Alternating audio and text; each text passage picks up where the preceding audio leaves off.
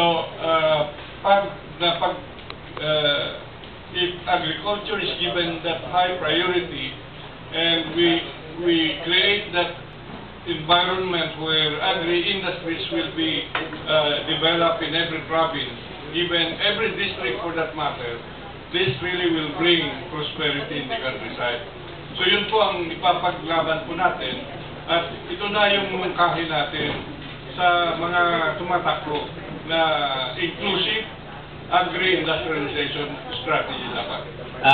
Secretary, yung sinabi mo yan, pwede bang i-text mo in 2 sentences sa cellphone ko mamaya? Opo. Para ma-focus dyan. Yes. Okay? Ngayon, Danny, nag-text yung mga TV crew, Sorban Traffic, pero binigay ko yung telepono mo.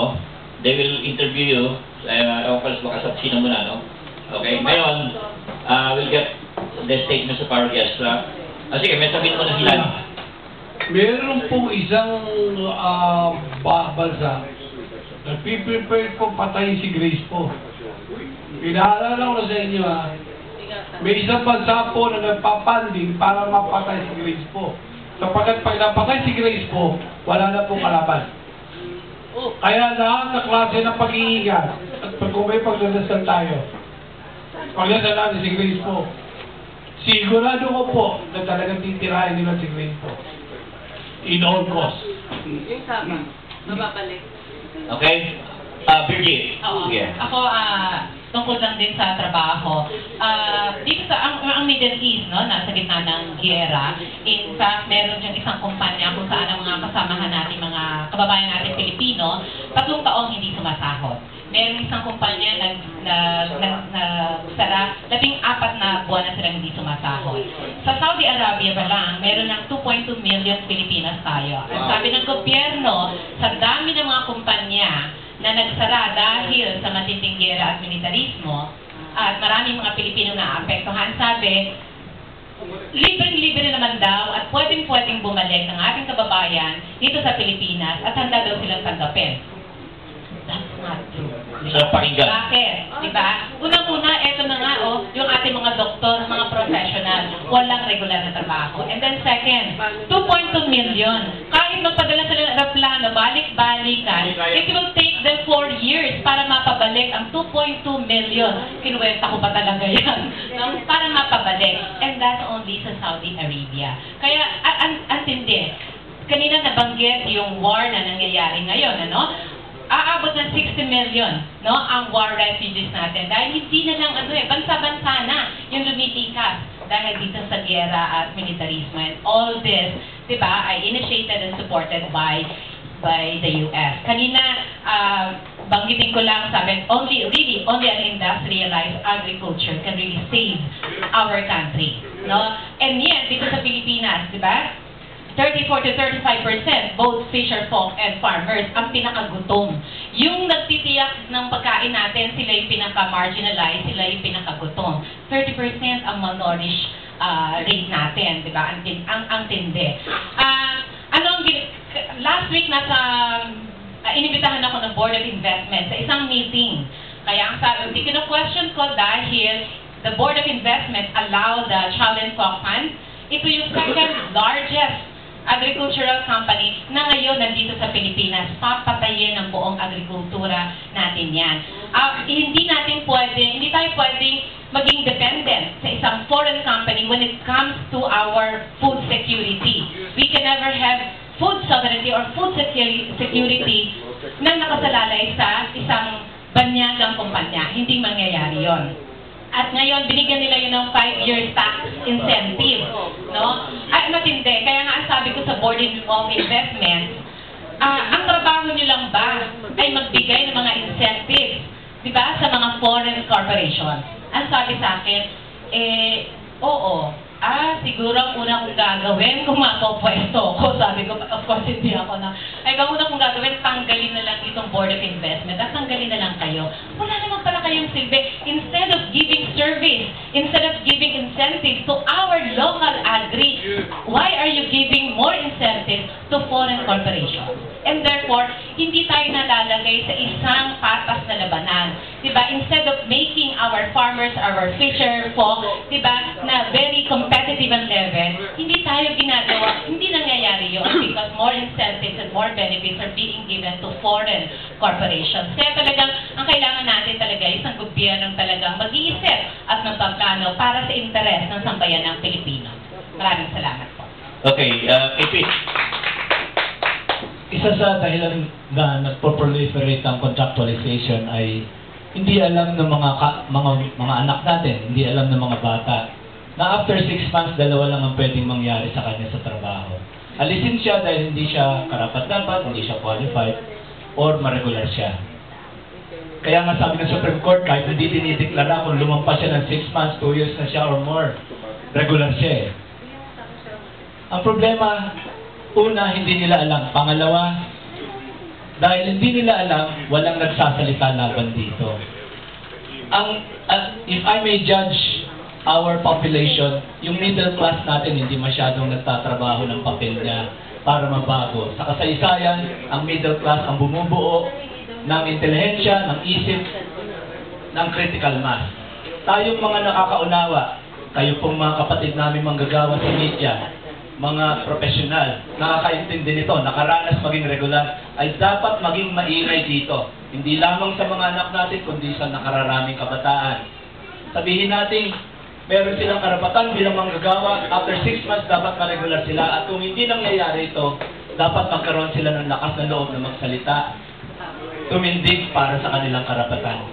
Sa tingin ko, kung gusto natin mabago ang bansa natin, kailangan magmula sa kung paano natin tinatrato ang gumagawa ng yaman at ng pag-unlad ng bansa. At yan yung mga manggagawa. Ang ating kabataang manggagawa ngayon ay walang kinabukasan sa contractualization. Turuan natin silang maintindihan yan at turuan natin silang lumaban, may pag-asa ang pag-unlad. Okay, thank you, Pete. At kay Tina, Dr. Pascual, please, last appeal. Nakikiusap po kami. Marami na kami napuntahan, pinagsarhan na po kami ng mga pinto. Parang awa niyo na po. Hindi na namin alam po, kanino pa kami nakikiusap. Kawawa po mga residente namin. Kasi simulang Enero po, wala pa silang sweldo, walang PhilHealth. Pero wala po sa kanilang nag-isip na mag-strike. Kasi naaawa kami sa mga pasyente. Overwork na po ang mga residente namin, pero walang sweldo. Hindi man siya underpaid. Walang sweldo. Wala pong PhilHealth for 11 months. Please help us. Please come to our aid. Please. Ako, hindi na ako, this is not anymore about PhilHealth. It is about our rights being violated. Ano po nagagawa nila sa amin ito? Lalo na po sa mga rank and file natin. Parang awa niyo na po, tulungan niyo kaming kumatok. Pakinggan po kami. Hindi kami titigil 11 months pero hindi kami natatakot. Kasi sobra na yung galit namin, no? Kami na lang po ang boses ng mga manggagawa ng pangkalusugan. Pag ito, pinayagan natin magtuloy-tuloy sa tadak, mangyayari po ito sa lahat ng Devolva Hospital sa buong Pilipinas. Salamat. Maraming salamat po sa inyong lahat, lalo na kay Ma'am Juby, kay Professor Eri. Salamat po. Thank you, Dr. Tina. At bago natin bigay kay Dr. Myra at kay Dr. Harriet, siguro high time na rin, na ngayon 5 yung tumatakbong presidente at 5 partido yan, umapil din kay isang nila. Yung isa, asawa pa ng doktora. Ayun. Correct. Oo nga, no? Sige. Dr. Myra. Ito lang po ang masasabi namin, lalo na po sa mga mamumuno ng ating bansa. How can the healers heal if we ourselves are broken? How can we heal if we are broken? Okay. Dr. Harriet. Salamat po. Nasabi na po lahat nila ang mga hinaing namin. So, yun lang po, inuulit ko lang po na kung maaaring tulungan ninyo po kami na madinig ang mga kinauukulan ng aming mga hinaing. Salamat po. Rest assured po, hindi naman po kami nagpapabaya sa mga pasyente. Thank you, Dr. Arias. At before we close our program, gusto ko ipakilala sa inyo si Mayet Robles. Yan. Yan ang babantayin nyo sa isa sa mga YouTube. Tatlo yan. Juby, si Camilo Melendez. Tandaan niya. At for sure, nandiyan na kayo sa YouTube. Saka sa internet. At in closing, I'm calling the attention of our government. The war is already on. We really have to be worried about this. Yung dumating ditong North Korean ship na walang laman, yan ay Trojan horse. Without us knowing that this could be part of a new Pearl Harbor coming.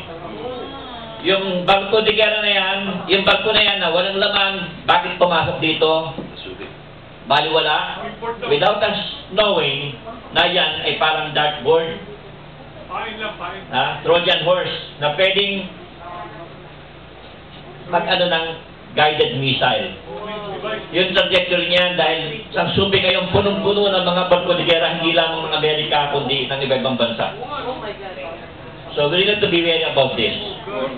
At ayan, tama yung sinasabi ni Maestro, coordinate operation.